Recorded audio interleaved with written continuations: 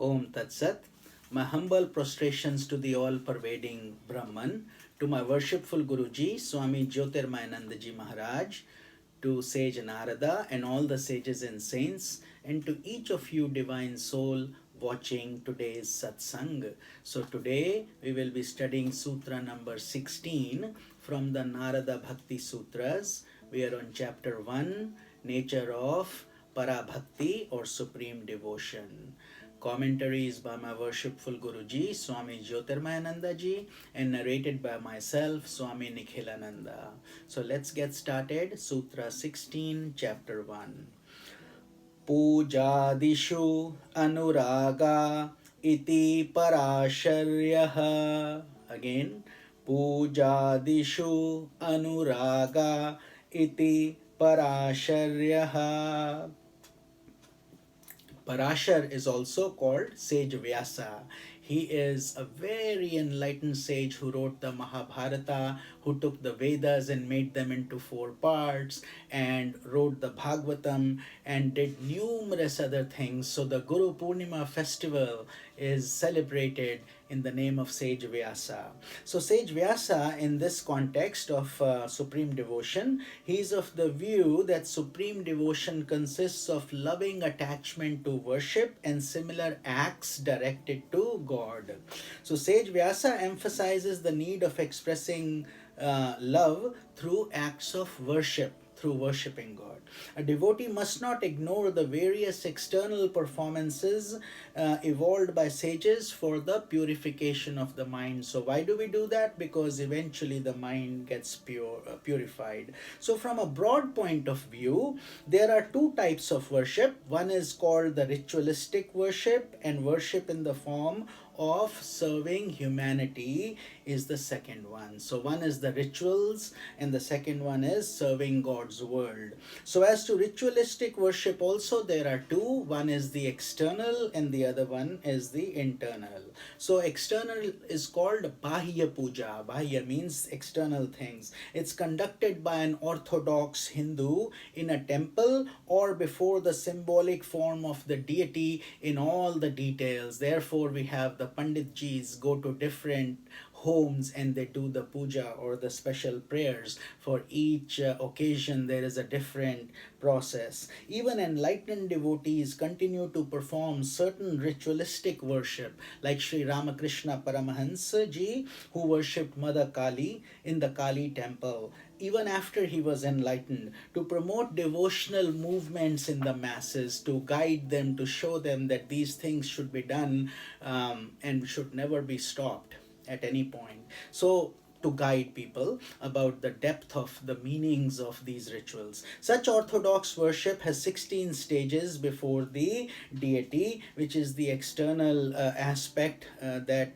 here is being expressed by Sage Vyasa of what they should be. So I will briefly list the 16, although there are many more details. Here though, I'm just listing the 16 so you can be aware of the different actions to be performed. And then the second one will be called the mental. So you can do the same thing even manasik japa it's called, or mentally. So if you have the objects, you offer them physically. That's called Bahya Puja. And if you don't have them and you offer them mentally, and in mentally there is no restriction because you can be as imaginative as you can, and but you have to be offering it with love. So let's get started on these 16 items. The first one is called Avahana. Avahana means invoking the deity. Oh God, we are requesting you to come and bless us. The second one is Padyam. Padyam assumes that God has arrived, so therefore now you are offering water to wash his feet. The third one is called Arghyam. It is offering water to glorify the deity. Arghya is also water. Achanam. Achamanam is called offering water to be sipped by the deity. Just like when we come in hot temperature, we like to have some water if we are thirsty, and we ask guests, what would you like? Same thing here, we are asking, offering God some water. Madhuparkam is offering God some milk and fruit after he has had water and relaxed a little bit. The sixth one is called Snanam. Now we ask God to take uh, a bath, giving a bath to the deity. And the seventh is called Vastram. We offer him clothes after his bath. And then it's called Yagyopavitam, which is the sacred thread that you have seen Brahmins wear to protect you with spirituality. So we offer that as a sacrament to God. That is the eighth step. Gandham is we bring sandalwood paste, so the fragrance can be enjoyed by God after his bath.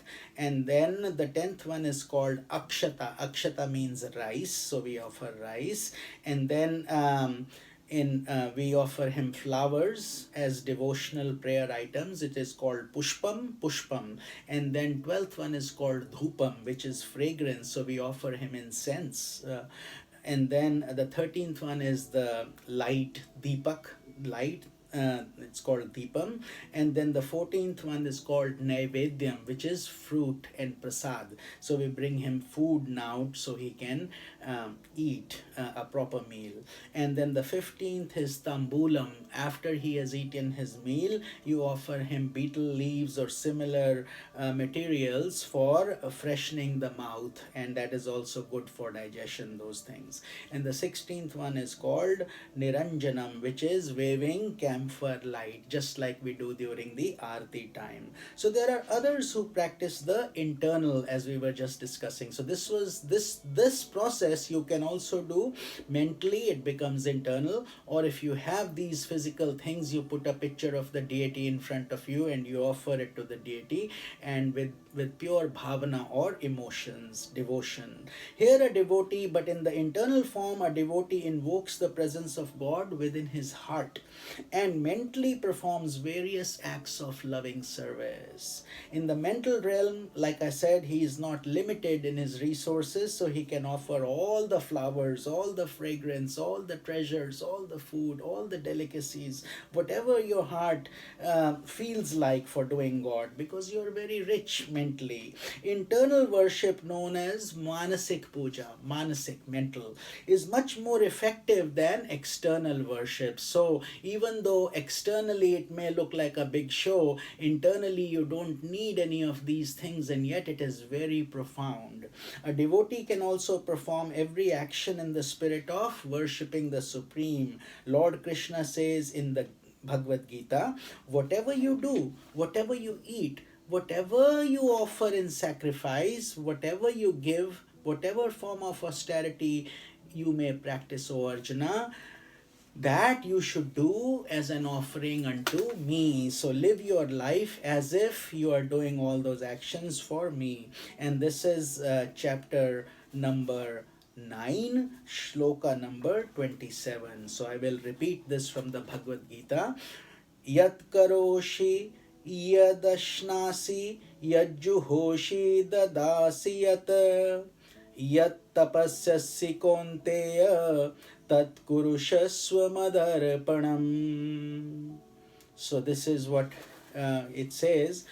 तू जो कर्म करता है, whatever actions you do, जो कुछ खाता है, whatever you eat, जो हवन करता है, whatever oblations or हवन you do, जो दान करता है, whatever charity you give, और जो तप करता है, whatever penance you do, वह सब मेरे अर्पण कर दे, give it all to me. So here, when Krishna is saying this, he is not asking give it to me as Krishna, as an entity. He's saying give it to me, me being who? Me being Brahman. That's why I say my humble prostrations to the all-pervading Brahman. Brahman is the all-pervading God, energy, universal, divine, in every atom. So it has been spoken from that perspective. But people with limited viewpoints and limited understanding think, oh, why is Krishna so selfish? Why is he saying give it to me? Why can't I give it to somebody else, or Mother Goddess, or Durga, or Jesus, or Allah?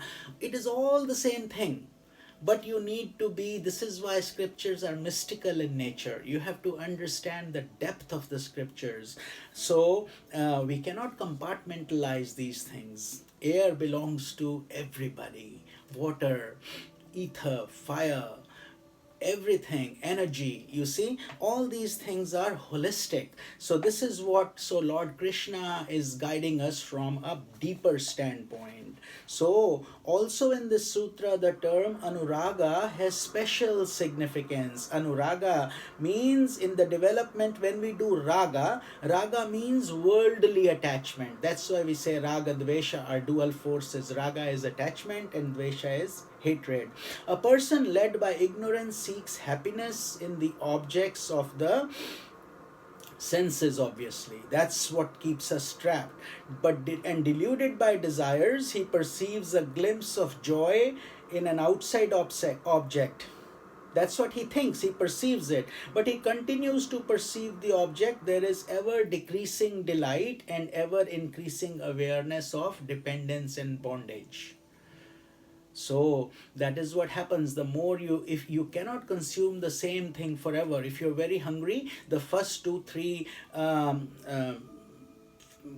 morsels of food and will give you the most joy, and slowly it will start decreasing to a point that when you are full you cannot see, and if you're forced, you're continued to force to eat that food, then you will vomit it. The same food will become unbearable that was very pleasant at one point. So that is what happens with the worldly objects. They will continue to decrease in its significance, and the joy also starts to reduce. So to understand the sublime nature of raga, it is like you see a beautiful bird in a cage, but you're trying to hold the bird and love the bird, and you're attached to the bird, but somehow you as long as you forgot that the cage is not fully locked, and you are not very careful, and the bird flies away. So now you are left with a very nice looking cage, but the bird doesn't exist there. That is what raga is. We get attached to things, but we cannot hold on to them. Whereas in anuraga means there is ever increasing awareness of joy. And there's another term for this in Sanatan Dharma. We call it bhuma. Bhuma means ever increasing bliss.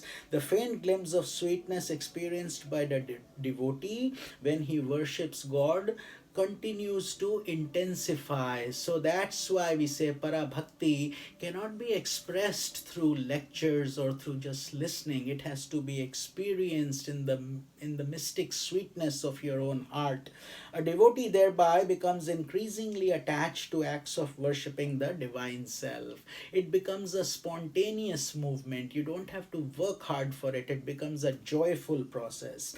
As newer delights are discovered, expanding horizons of joy are experienced. You experience new and new, ever increasing waves of ecstasy and joy, and he enjoys this sense of freedom within himself. And best of all, it is all self-contained. This is coming from within him, akin to securing the bird of joy flying alongside the boundless expansion in the sky and abandoning all concerns for the cage. So it's like you become like a swan, where you have the whole expanse of the universe, and yet internally you have your home to come home to as well. So this is Swami Nikhilananda, and we will be studying Sutra number 17 tomorrow. Om Tat Sat.